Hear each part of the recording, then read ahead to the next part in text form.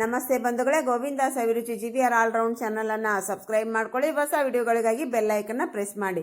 ಇವತ್ತಿನ special recipe lunch box dinner recipe special masala bath ಯಾವ ರೀತಿ ಮಾಡೋದಂತ ನೋಡೋಣ ಬನ್ನಿ. ಮೊದಲನೇದಾಗಿ ನಾವು ಮಸಾಲೆನ ರೆಡಿ ಮಾಡ್ಕೊಳ್ಳೋಣ. ಮಸಾಲ ರೆಡಿ ಮಾಡಲಿಕ್ಕೆ 2 ಸ್ಪೂನ್ ಜೀರಿಗೆ, 1 ಸ್ಪೂನಷ್ಟು ಅಜಿವಾನ, 1 ಇಂಚಿನಷ್ಟು ಶುಂಠಿ, 8 ರಿಂದ 10 ಕಾಳುಮೆಣಸು, 1 ಏಲಕ್ಕಿ, ಹಾಗೆ ಸ್ವಲ್ಪ ಚಕ್ಕನ ಒಂದು ಮಿಕ್ಸಿ ಜಾರ್ನಲ್ಲಿ ಹಾಕೊಂಡೆ. ಹಾಗೆ ಒಂದು 3 ಗಡ್ಡೆ ಬೆಳ್ಳುಳ್ಳಿಯನ್ನು ಸಿಪ್ಪೆ ತೆಗೆದು ಹಾಕೊಂಡಿದ್ದೀನಿ.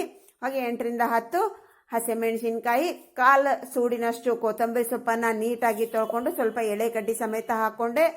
1 ಟೊಮೆಟೊನ 4 ಭಾಗ ಮಾಡಿ ಹಾಕೊಂಡೆ. ರುಚಿಗನುಸಾರ 2 ಸ್ಪೂನಷ್ಟು ಉಪ್ಪನ್ನು ಹಾಕೊಂಡು ಇದನ್ನು ನುಣ್ಣಗೆ ರುಬ್ಕೊಂಡ್ಬಂದೆ. ನಿಮ್ಮ ಖಾರಕ್ಕೆ ಅನುಗುಣವಾಗಿ ಖಾರ ಉಪ್ಪನ್ನು ಹೆಚ್ಚು ಕಮ್ಮಿ ಮಾಡ್ಕೋಬಹುದು. ಈ ಕಡೆಗೆ ಗ್ಯಾಸ್ ಹಚ್ಬಿಟ್ಟು ದಪ್ಪ ತಳದ ಪಾತ್ರೆಯನ್ನು ಇಟ್ಕೊಂಡಿದ್ದೀನಿ. ಸ್ವಲ್ಪ ಪಾತ್ರೆನ ದೊಡ್ಡದೇ ಇಟ್ಕೊಳ್ಳಿ. ಅದರಲ್ಲಿ 1 ಸೌಟಿನಷ್ಟು ಎಣ್ಣೆ ಹಾಕೊಂಡೆ, ಅಂದರೆ ಮಿನಿಮಮ್ 50 ಗ್ರಾಮ್ನಷ್ಟು. 1 ಸ್ಪೂನಷ್ಟು ಸೋಂಪನ್ನು ಹಾಕೊಂಡೆ. 1 ಚಿಕ್ಕ ಕಪ್ಪಿನಿಂದ 1 ಕಪ್ಪಿನಷ್ಟು ಬಟಾಣಿಯನ್ನು ಮುಂಚೆ ನೆನೆ ಇಟ್ಟಿದ್ದೆ. ಆ ನೆನೆ ಇಟ್ಟಿರುವಂಥ ಬಟಾಣಿ ಹಾಕೊಂಡು ಸ್ವಲ್ಪ ಫ್ರೈ ಮಾಡಿಕೊಂಡೆ. ನಂತರ ಇಲ್ಲಿ 1 ಸೌತೆಕಾಯಿ, 1 ಕ್ಯಾರೆಟನ್ನು ಸಿಪ್ಪೆ ತೆಗೆದ್ಬಿಟ್ಟು ಚಿಕ್ಕದಾಗಿ ಕಟ್ ಮಾಡ್ಕೊಂಡು ಇಟ್ಕೊಂಡಿದ್ದೆ. ಹಾಗೆ 5 ರಿಂದ 6 ಬೆಂಡೆಕಾಯಿ, ಹೀಗೆ 1 ಆಲೂಗಡ್ಡೆಯನ್ನು ಕಟ್ ಮಾಡ್ಕೊಂಡ್ಬಿಟ್ಟು ನೀರಲ್ಲಿ ಹಾಕಿ ಇಟ್ಕೊಂಡಿದ್ದೆ. ಮತ್ತು ನಂತರ 1 ಗಡ್ಡೆ ಬೆಳ್ಳುಳ್ಳಿಯನ್ನು ಸಿಪ್ಪೆ ತೆಗೆದು ಹಾಕೊಂಡೆ. ಸ್ವಲ್ಪ ಹಸಿ ಶುಂಠಿಯನ್ನು ಚಿಕ್ಕದಾಗಿ ಕಟ್ ಮಾಡ್ಕೊಂಡಿರೋದು ಹಾಕೊಂಡೆ. ಸ್ವಲ್ಪ ಉಪ್ಪನ್ನು ಹಾಕೊಂಡೆ. ಯಾಕಂದರೆ ಆಲ್ರೆಡಿ ನಾವು ಮಸಾಲೆಯಲ್ಲಿ ಉಪ್ಪು ಹಾಕಿದ್ವಿ, ಅದಕ್ಕೋಸ್ಕರ ಇಲ್ಲಿ 1/4 ಸ್ಪೂನಷ್ಟು ಉಪ್ಪನ್ನು ಹಾಕೊಂಡು ನೀಟಾಗಿ ಮಿಕ್ಸ್ ಮಾಡಿಕೊಂಡೆ.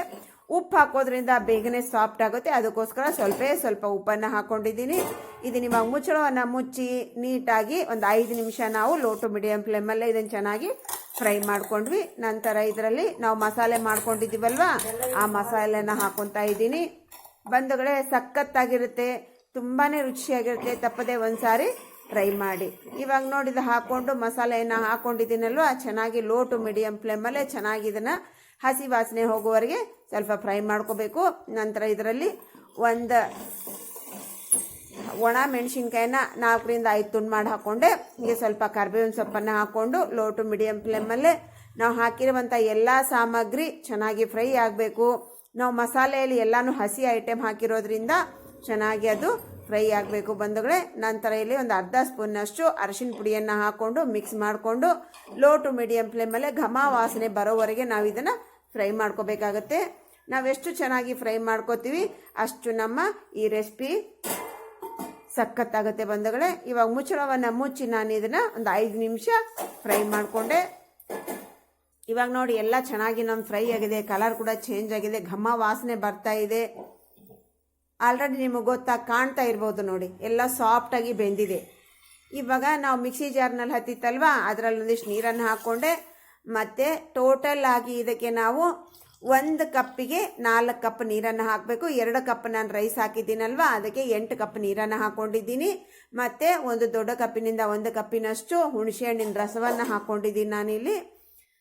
1 ಲಿಂಬೆಹಣ್ಣಿನ ಗಾತ್ರದ ಹುಣಸೆಹಣ್ಣು ರಸವನ್ನು ನೆನೆ ಇಟ್ಕೊಂಡಿದ್ದೆ, ಅದನ್ನೆಲ್ಲ ಇದರಲ್ಲಿ ಹಾಕ್ಕೊಂಡು ನೀಟಾಗಿ ನೋಡಿ ಇವಾಗ ಕುದಿಸ್ಕೊತಾ ಇದ್ದೀನಿ. ನೀಟಾಗಿ ಚೆನ್ನಾಗಿ ಎಲ್ಲ ಕುದೀತಾ ಇದೆ.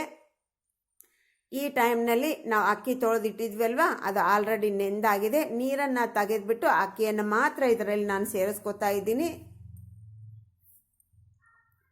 ನೀವು ಅಕ್ಕಿಯನ್ನು ಹಾಕಬೇಕಾದ್ರೆ ಲೋ ಫ್ಲೇಮ್ನಲ್ಲೇ ಅಕ್ಕಿಯನ್ನು ಹಾಕ್ಕೊಳ್ಳಿ. ಚೆನ್ನಾಗಿ ಮಿಕ್ಸ್ ಮಾಡಿಕೊಂಡು ಇವಾಗ ಗ್ಯಾಸನ್ನು ಹೈ ಮಾಡಿಕೊಂಡೆ, ಚೆನ್ನಾಗಿ ಮಿಕ್ಸ್ ಮಾಡಿಕೊಂಡೆ. ಇವಾಗ ಫ್ಲೇಮನ್ನು ಲೋ ಮಾಡಿಬಿಟ್ಟು ಸ್ವಲ್ಪ ಓಪನ್ ಮಾಡಿ ಲಿಡ್ಡನ್ನು ಕ್ಲೋಸ್ ಮಾಡ್ಕೊಳ್ಳಿ. ಫುಲ್ಲು ಕ್ಲೋಸ್ ಮಾಡಲಿಕ್ಕೆ ಹೋಗಬೇಡಿ. ಸ್ವಲ್ಪ ಅರ್ಧ ನಮ್ಮ ಬೆಂದಿದೆ ಅಂದಾಗ ಫುಲ್ಲು ನೀವು ಕ್ಲೋಸ್ ಮಾಡ್ಕೋಬಹುದು. ಇವಾಗ ನೋಡಿ ಚೆನ್ನಾಗಿ ನಮ್ಮದು ಎಲ್ಲನೂ ಬೆಂದಿದೆ. ಸ್ವಲ್ಪ ತಳ ಹಿಡಿತಿದೆ ಅಂದಾಗ ನೀವು ಬಂದ್ ಮಾಡ್ಕೋಬೇಕು ಬಂಧುಗಳೇ. ಇವಾಗ ನೋಡಿ ಗ್ಯಾಸನ್ನು ಆಫ್ ಮಾಡಿಕೊಂಡು 5 ನಿಮಿಷ ಮುಚ್ಚಿಟ್ಟೆ. ನಂತರ ಇದರಲ್ಲಿ ಕೊನೆಯದಾಗಿ ಸ್ವಲ್ಪ ಕೊತ್ತಂಬರಿ ಸೊಪ್ಪು ಹಾಗೆ 1 ಸ್ಪೂನಷ್ಟು ತುಪ್ಪವನ್ನು ಹಾಕ್ಕೊಂಡ್ರೆ ನಮ್ಮ ಸೂಪರ್ ಆಗಿರುವಂಥ ಸಖತ್ ಟೇಸ್ಟ್ ಇರುವಂಥ ನಮ್ಮ lunch box lunch dinner recipe ready ಆಯಿತು ಬಂಧುಗಳೇ. ಈ ರೈಸ್ ನೋಡಿ ಬಂಧುಗಳೇ, ತಿಂತಾ ಇದ್ರೆ ತಿಂತಾನೇ ಇರಬೇಕು ಅನಿಸುತ್ತೆ, ಅಷ್ಟೊಂದು ರುಚಿಯಾಗಿರುತ್ತೆ ಬಂಧುಗಳೇ. ಇದು ಬಿಸಿ ಇರುವಾಗ ತಿಂದ್ರಂತೆ ಆಹಾಹಾ 2 ಪ್ಲೇಟ್ ಅಲ್ಲ ಬಂಧುಗಳೇ, 4 ಪ್ಲೇಟ್ ತಿಂತಾರೆ ಬಂಧುಗಳು, ಅಷ್ಟು ರುಚಿಯಾಗಿರುತ್ತೆ. ಆರಿದ ಮೇಲೆ ಕೂಡ ಇದನ್ನು ರೈತ ಜೊತೆಗೆ ತಿನ್ಬೋದು ಬಂಧುಗಳೇ, ಸಖತ್ತಾಗಿರುತ್ತೆ. ನೋಡಿದ್ರಲ್ವ ಯಾವ ರೀತಿ ಮಾಡ್ಕೋಬೇಕು ಅಂಥೇಳಿ. ಅಸಲು ಸಿಂಪಲ್ ಆಗಿ ಅತಿ ಸರಳವಾಗಿ ಅತಿ ಸುಲಭವಾಗಿ ಯಾವ ರೀತಿ ಮಾಡೋದಂತ ತೋರಿಸ್ಕೊಟ್ಟಿದ್ದೀನಿ. ತಪ್ಪದೆ ಒಂದು ಸಾರಿ ಟ್ರೈ ಮಾಡಿ ನಿಮ್ಮ ಅಭಿಪ್ರಾಯ ಅನಿಸಿಕೆಯನ್ನು ತಿಳಿಸೋದನ್ನು ಮರಿಬೇಡಿ. ಇವಾಗ ಟೇಸ್ಟ್ ನೋಡಿ ಕೂಡ ಹೇಳಿಬಿಡೋಣ. ಇದ್ರ ಜೊತೆಗೆ ನಾವು ಸೊಂಡಿಗೆ 3ಕ್ಕೂ ಇದ್ದು ಬಿಟ್ರೆ ಆಹಾಹಾ ಸೂಪರ್ ಆಗಿರುತ್ತೆ ಬಂಧುಗಳೇ. ಟೇಸ್ಟ್ ಅಂತೂ ಎಕ್ಸಲೆಂಟು, ಸಖತ್ತಾಗಿದೆ. ಇಷ್ಟ ಆದರೆ ಬಂದು ಸರ್ಕಲ್ಗೆ ಶೇರ್ ಮಾಡಿ. ಯಾರೆಲ್ಲ ಸಬ್ಸ್ಕ್ರೈಬ್ ಮಾಡ್ಕೊಂಡಿರ ಸಬ್ಸ್ಕ್ರೈಬ್ ಮಾಡ್ಕೊಳ್ಳಿ. ಸಬ್ಸ್ಕ್ರೈಬ್ ಮಾಡ್ಕೊಂಡವರು ಒಂದು ಲೈಕ್ ಕೊಡಿ ಅಂತ ಹೇಳ್ತಾ ಇವತ್ತಿನ ರೆಸಿಪಿಯನ್ನು ಇಲ್ಲಿ ಮುಗಿಸ್ತಾ ಇದ್ದೀನಿ. ಇನ್ನೊಂದು ರೆಸಿಪಿಯಲ್ಲಿ ಸಿಗೋಣ. Thanks for watching. ಬಾಯ್.